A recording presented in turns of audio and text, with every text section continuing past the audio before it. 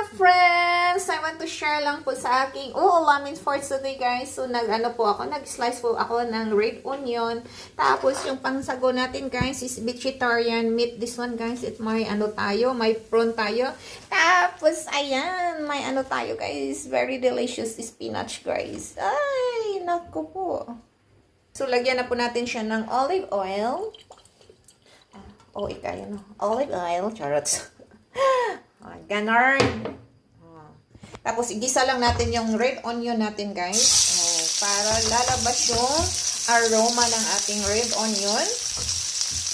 Madali lang magluto, guys. Kung talagang gustuhin nyo magluto. Alam nyo, guys, ako, guys, diretso na kakain ito, guys. Oo, paborito ko to yung red onion. Oo, nahilaw. Pwede mo na siyang kainin na hilaw. Every time nakakain ako guys, sa isang linggo, 3 beses ako kakain ng red onion na walang luto. Hindi siya lutuin. Oo.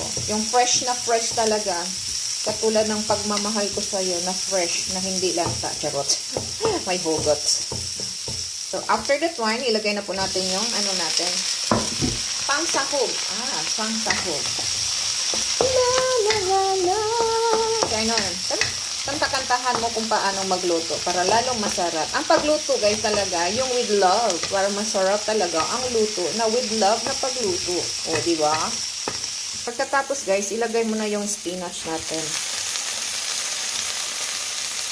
Oo. Ayan.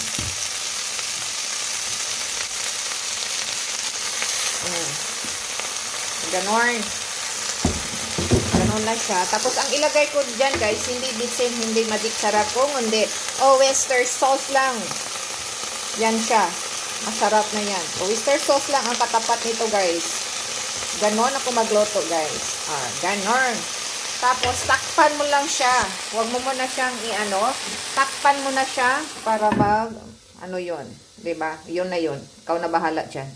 Tapos, na natin, guys. O, diba? Ganon. Pagkalamit na mahigit. Simpleng buhay. Tapos, idasok-dasok na ni mo dyan kung sa Bisaya pa. Lami kayo. Lami kayo. Ganon na ako magluto. Pagkalami healthy pa. Ganon. Lami kayo. Wag ikaw ba lami? Wag ikaw ba lami?